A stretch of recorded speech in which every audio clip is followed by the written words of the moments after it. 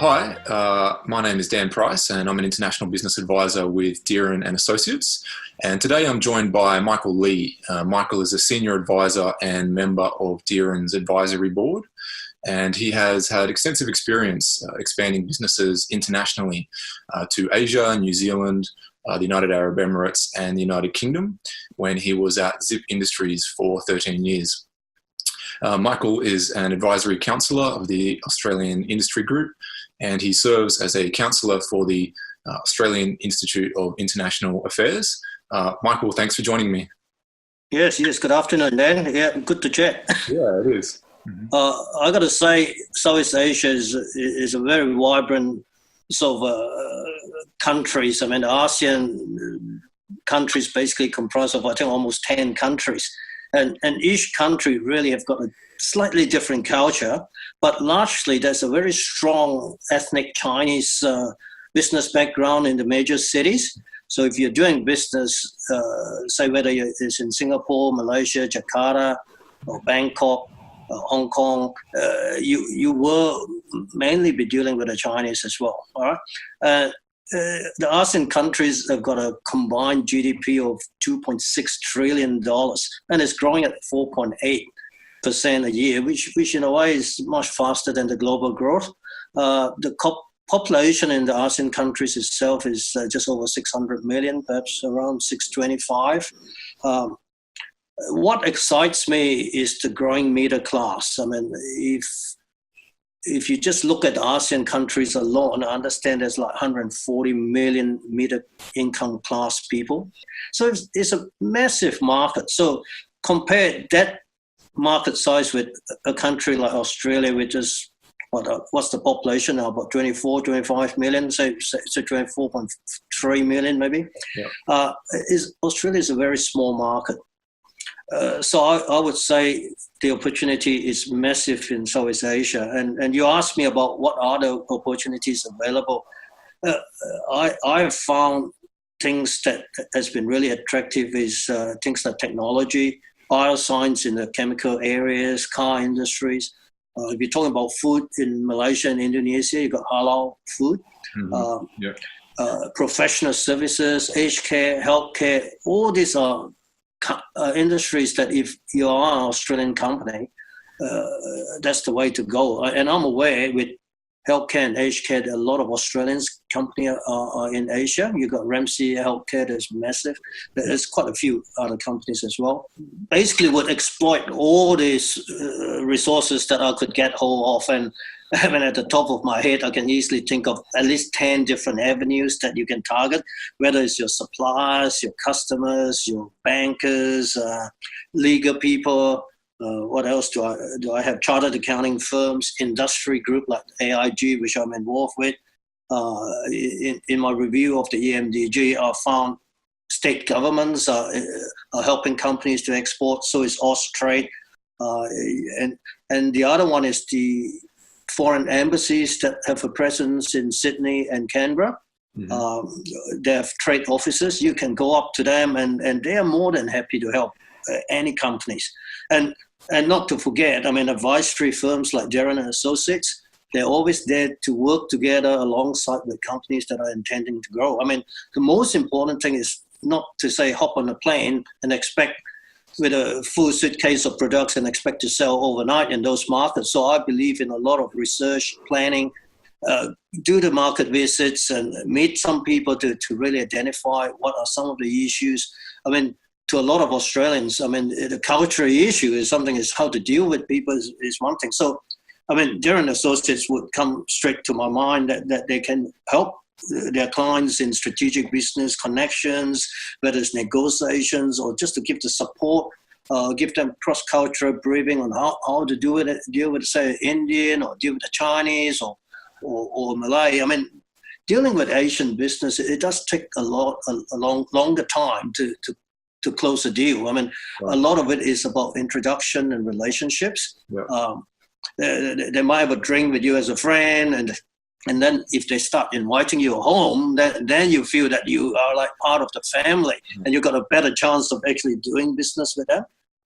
Michael, based on your experiences, you've touched on these a little bit already, but what would you identify as some of the key reasons that Australian companies choose or should choose to enter into Southeast Asian markets? And what are perhaps some of the best avenues for market entry into those countries?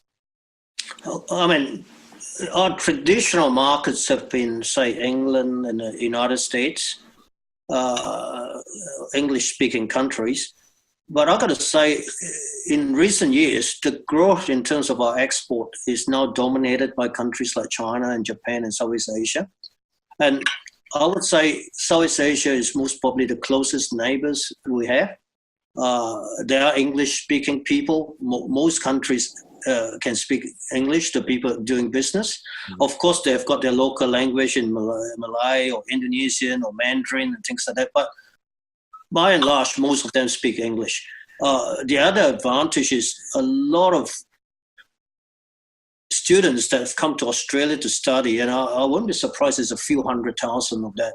They've all gone back to their own countries as graduates now. They're all in business, and you'll find a lot of them are business leaders in politics and things like that.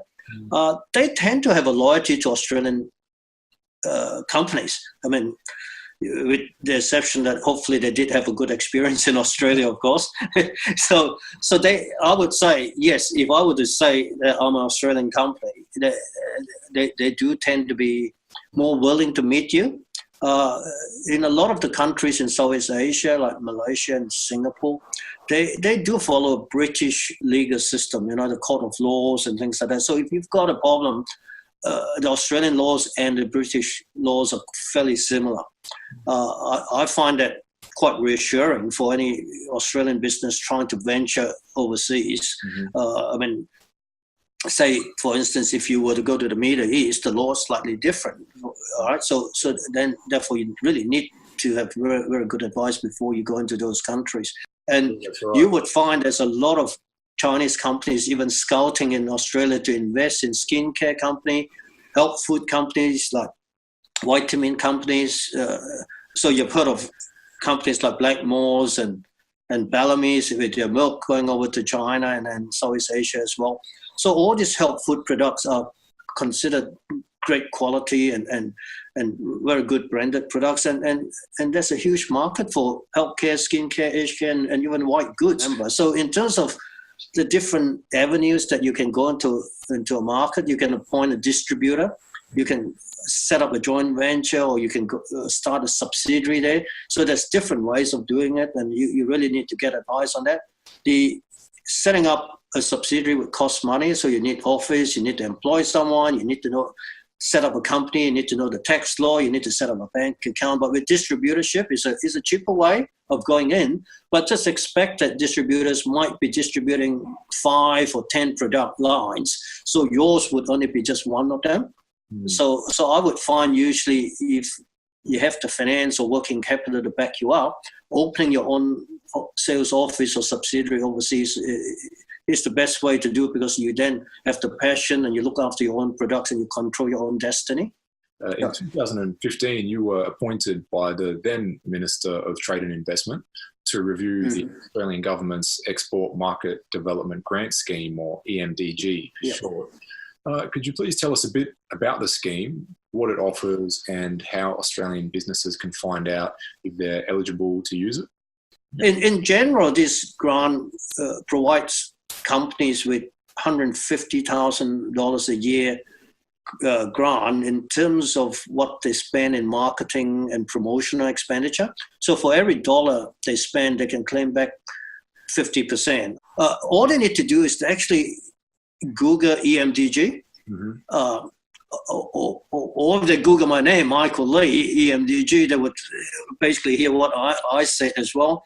So EMDG or the Austrade website would give you some insights into export market development grants at a glance. So it summarizes who can apply, when do you apply, and what can be claimed, what do you do to get the grant, what cannot be claimed. There are certain exceptions of depending where you see, like for instance, if you are into movie or education, you can also claim for that. There's also inbound tourism and education that you're also entitled to the export market development grant. So a lot of companies just think it's exports, but it is actually things that generate foreign income into the country that entitles you to make that grant. Michael, that's pretty much it, I think, for today. It's about all we have time for. I know that you're just about to take an international flight and off overseas, so yes. I'll let you run, but I'd like to thank you very much for your time and valuable insights on doing business internationally in Southeast Asian markets today. Thank you, Michael. Yeah, glad to speak to you then. Yeah. Right. Bye.